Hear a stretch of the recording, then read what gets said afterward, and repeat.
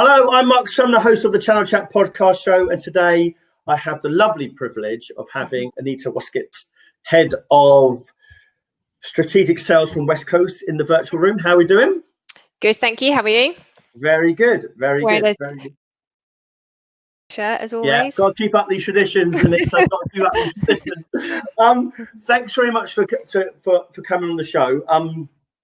As you know, I've got you on the show to talk about women in technology, because the series that we've been doing it's been really successful. We've had lots of women coming on here answering different questions about it, and I want to start off with the question I've asked everyone is around the Women's Festival, because I have heard that this year they've had 800 nominations, and it's great that we're celebrating and promoting success for women in technology.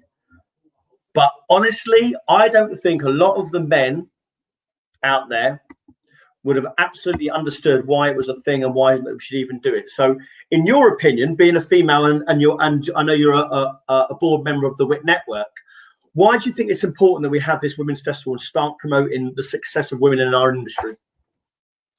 For that very reason you've just said, Mark. There's so many men out there that still, sadly, don't understand why we do it. And the fact that they still don't understand why we do it is a key driver as to why we need to do it. We need to make it a success. We need to show other women out there what is achievable in our industry, because I don't think they do. And I think the more we need to continue to shout about it to continue to drive women into the tech. Yeah, because, let's talk about your story for a minute. How did you get into technology? Why did you come into the industry? Well, I was a naive 20-year-old, so I had no clue. I moved out, moved out of London, and there was a job that was in a tech industry that was around the corner. I was like, oh, okay, I'll have that. I can do most of those things. I didn't even at the time think about everything that was on there. I was like, right, I could do 4 of those. I'll go for that. And that is literally how it was. It was coincidental. Yeah. Ultimately.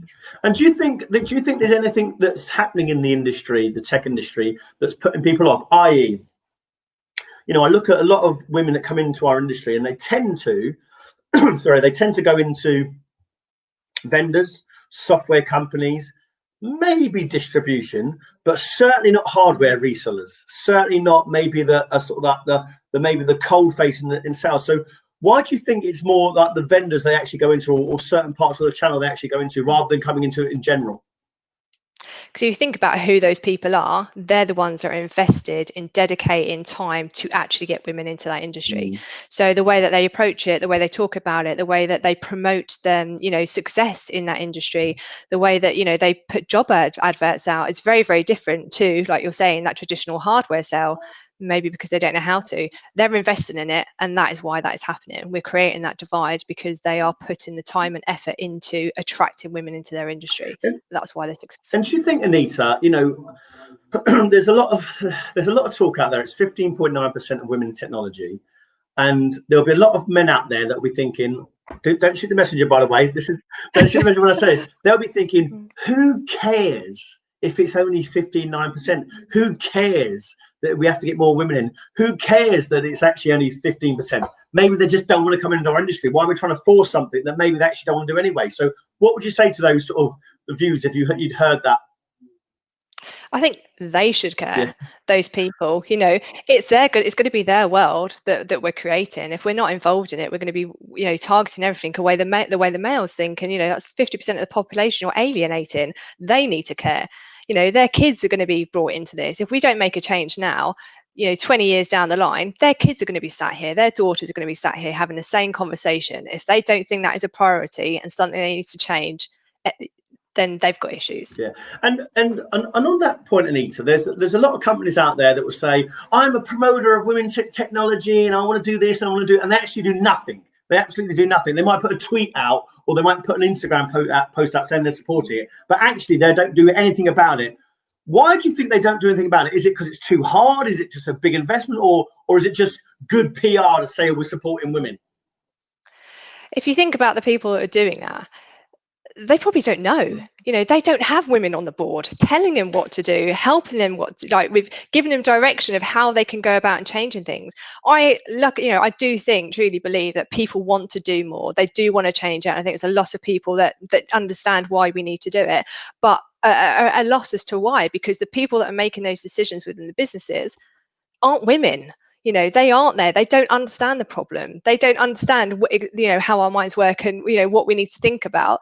So that's why it's really, really hard. And that's why we have the WIT network. You know, if any business out there is struggling, you know, I think Julie Simpson was on one of his shows as well. Reach out to someone on the network. We will go and help you. We will help you in this journey, because it can be hard. You know, you don't know what you don't know, and the businesses that are struggling are run by people that don't know. Yeah, absolutely. And you know, I'll say that myself, Anita. You know, doing this series, you know, if you'd have asked me sort of 3 or 4 months ago, was I really aware of it was a problem? No, I wasn't. And I hate to say it, did I really care? No, I didn't. I wasn't thinking about it at all. But through awareness, I think it's been great. And, you know, the women that we've had on has really educated me, which has been great. And hopefully this time next year, I'd have made some grounds in my own company to address it.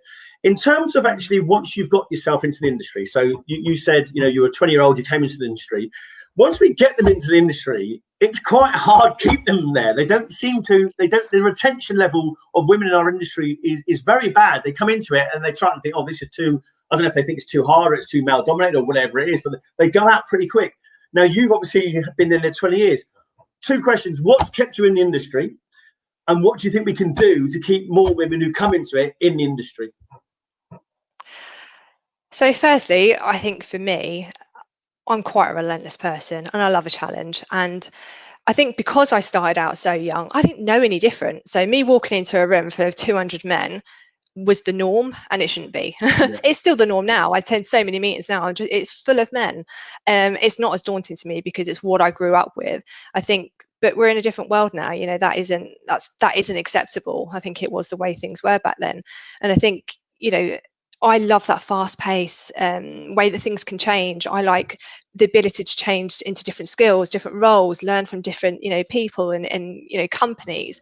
And I think that's what it gets. And also you think about the network we're in, it's quite incestuous. You know, everyone knows everyone.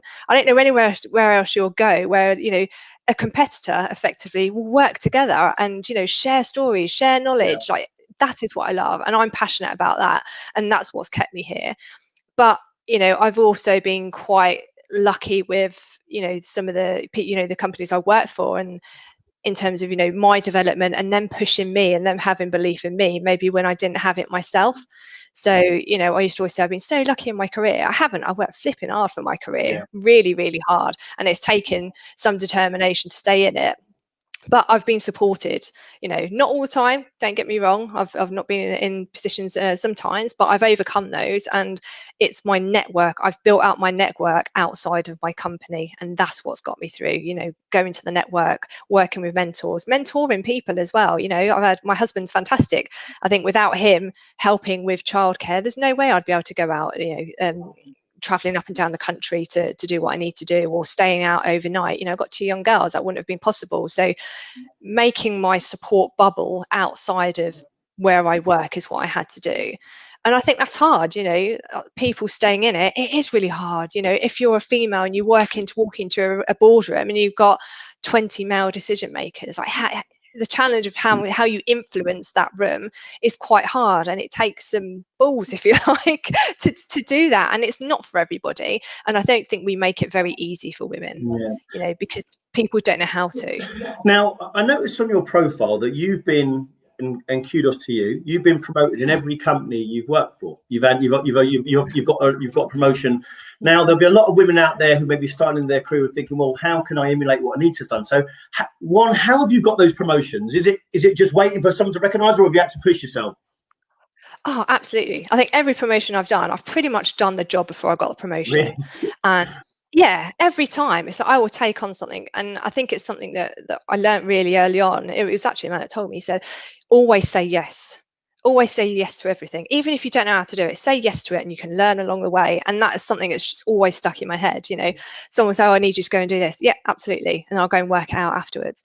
But, you know, that takes a lot of effort and determination, and, you know, but anything is possible. You know, I say to my kids when they say, oh, I'm going to be such and such when I'm older, you know, anything is possible. If you really want something, you have to work blooming hard to get it, but anything is possible, you know, whatever you want. Okay, great. And Anita, there's thousands of people listening to the show on Spotify, and then there's going to be people out there, owners of resellers, that I think, do you know what? Okay, hands up. I haven't done anything about women in tech before, but now I want to do something. What advice would you give to those owners that are suddenly thinking, yeah, I actually want to do something. I actually do think it's important, but they have no idea where to start. You know, is it changing job specs? Is it changing the environment? Or it's not putting ping pong tables in, is it? So, you know, what sort of things do you think the fundamentals that you could give us advice to say, right, these are the fundamentals that you need to start thinking about trying to get people into the business? For one, speak to your female employees. Right. They'll give you a really good indication of why they stay there, why they're working there, how they feel about the company, and reach out to external. You know, like I said, the WIT network are more than happy to give advice. You know, if you really want to do something, speak internally, speak to your employees, speak to the female employees, speak to other women. You know, like I said, everyone, you know, in this industry is open for conversation, and we're all happy to support each other. And, you know, there's other businesses, you know, that you can go and actually speak to if they actually want to go and make a difference. Do you think, this is my recruitment hat putting on, do you think job specs put women off? You know, i.e. new business role, hunter, aggressive, tenacious, go-getter, all sort of quite male-dominated language, whereas women like collaboration, teamwork, those sort of language. Do you think the language of the job specs has got to change as well? 100%. Really? Absolutely 100%. If I think even the job I've gone through now, I looked at the job title for strategic sales. That sounds fabulous. Looked at the very small paragraph of the job description. So that suited me. I didn't look at the rest of it. I know it would have put me off. IT distribution. Like, I would never have gone for it. I would absolutely never have gone for it. But I looked at a little bit of a blurb and thought, Jay, what, I can do that. I'm going to go and see what I can make of this. And it is that, like you say, it's that real aggressive terminology, and it doesn't have to be that way. You know, lots of people have, you know, invested in terms of, you know, the terminology they use in jobs to attract females into the business. You know, ultimately the output will be the same, but how you present it needs to be different. Yeah. One topic that's ubiquitous throughout the channel is gender pay. Do you think it's an issue for male and female about gender pay, that it's a big problem, it's a big difference? Do you think it's in the channel? It's actually happened? I think it is around still. I Really? don't think, you know, personally, I don't feel I've suffered from it, but I know it's definitely out there. And I think as well, sometimes the way that it's skewed in terms of like the number of females that, you know, they're not in those leadership roles. Yeah, so that is always going to skew the number. So until that proportion of females on the board in senior positions, it's always going to be skewed. And then sometimes it looks like you can't do anything about it because it seems too big a gap. And then they don't realize it because actually it's like, oh, no, actually, you know, I do pay all of these, you know, people in my service team exactly the same whether they're male or female. That's not where the issue is. The issue is higher up the stack. Yeah, absolutely. Do you think there's a perception out there that we need to really educate STEM subject students and people that are doing degrees, and whether they're doing computer science degrees or music or drama or whatever it is, you know, anyone that's doing anything can come into our industry. But there is a perception that, oh, actually, we should really concentrate on STEM subjects and computer sciences degrees. How can we stop that perception? Because I look at it and thinking, well, if someone's studying history and they've got an aptitude for learning, they can come into technology. If they're studying geography, you know, they can come into technology. I don't see, you know, because most people I speak to haven't got a computer science degree, and they weren't excelling at STEM subjects. They've almost, like you said yourself, fallen into it. You know, I fell into recruitment, but I fell into tech recruitment. You know, people seem to sort of fall into industry. So how can we sort of stop that perception? It's just educating STEM people, we're just educating computer science degrees, or you've got to be great at coding to come into the industry? I think that's where it kind of comes from, isn't it? When you associate tech, you align it to that type of role and subject. And, you know, there's a real big issue there as well, you know, in terms of having female coders and stuff. So that's like something that needs to be dealt with on the side. But the opportunity in terms of opening up that tech world, it, like you say, it's far beyond just that coding side of it. You can do any role basically in tech, and I think that's what we need to educate. Is that if you go into schools or, you know, or colleges, that's how they're going to associate how they get into tech, and that's not necessarily, that isn't the only way in. And I think that's where we need to do more. That's why we do stuff in schools, and Network do stuff in schools. That's why we educate them. But it's not all about, you know, STEM subjects and stuff. It's like, you can get into the tech world, but you can do marketing. You could go and do accounts, you know, you could be sales.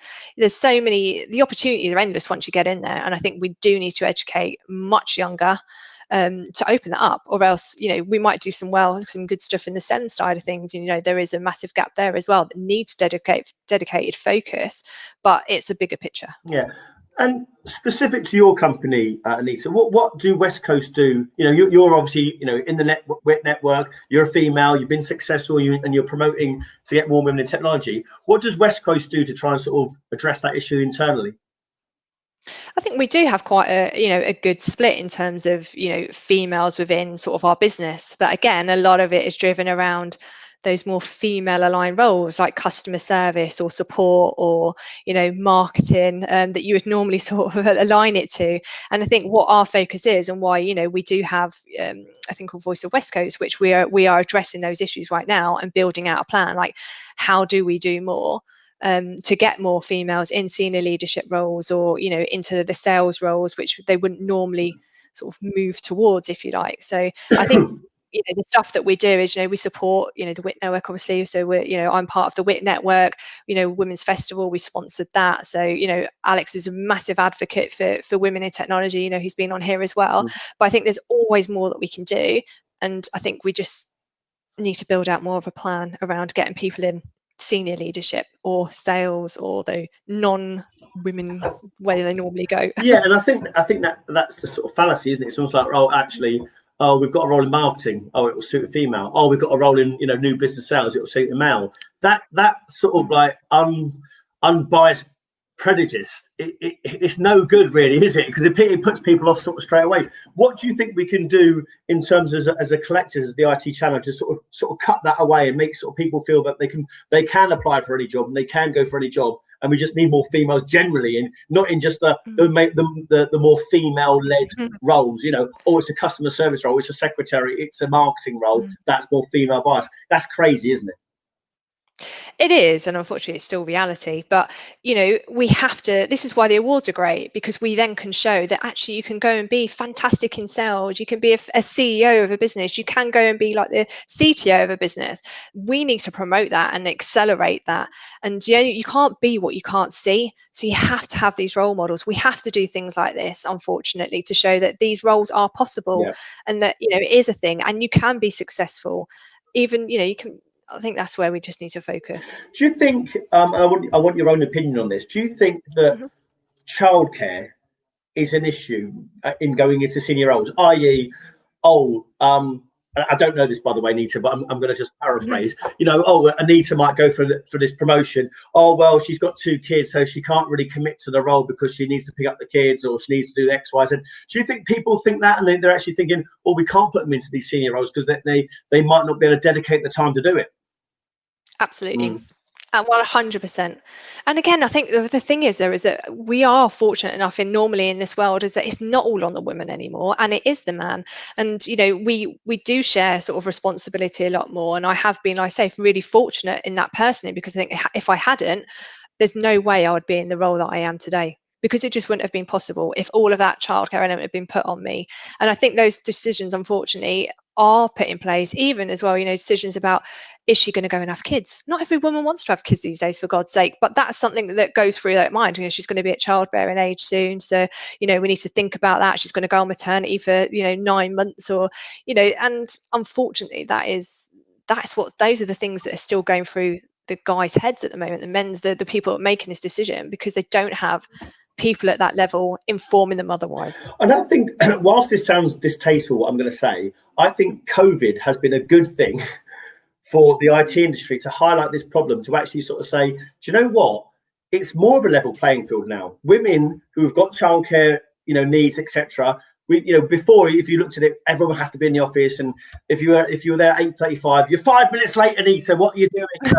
Why aren't you here, or whatever it is? Whereas now, I think people are thinking actually it's the outcome of the job, so women can do it around their childcare issues, or men as well, obviously. But there seems to be more flexibility around remote working because it's been forced through COVID. Do you think that has now strengthened the case that we will now see more females thinking, do you know what, I can apply for that job because I'm going to have more flexibility via remote working, or just flexibility in general? So they're going to think, do you know what, I'm going to apply for that regional sales manager, or that global lead, or whatever it's going to be. That COVID has been a good thing for that, because it's highlighted the opportunities. 100%. I think that's definitely something that we've learned here at Westcoast as well, and sort of speaking to people when we do the circles on the WIT network, is it really has opened that opportunity. Like you say, we don't have to be in the office then. We can go and drop the kids off and get back to your house within 5 minutes and still be, starting work at that time. You can go and pick the kids up and bring them home and leave them be, and you can still carry on working. I think that's definitely, we have to have taken a positive out of this. And if that's one thing that's come out of the whole COVID, then I'm happy with that. Perfect. And my last question for you, Anita, and you touched on it earlier, but what advice would you give a young female or a female that's just come in the industry, wanting to make a name for themselves and wanting to get up the promotional ladder like you've done? I think open up your network, go and, join the WIT network or another network. Don't stay within your bubble, employment bubble, if you like. You need to open it up. You need to speak to other people, get a mentor. I think you need that extended support bubble, because it is not going to be easy. I'm not going to fluff it up. It isn't. We're not, unfortunately, not at that place for that yet, but anything is possible, and don't ever give up. Just work really, really hard. Perfect. Anita, you've been a great guest. Thanks so much for your time.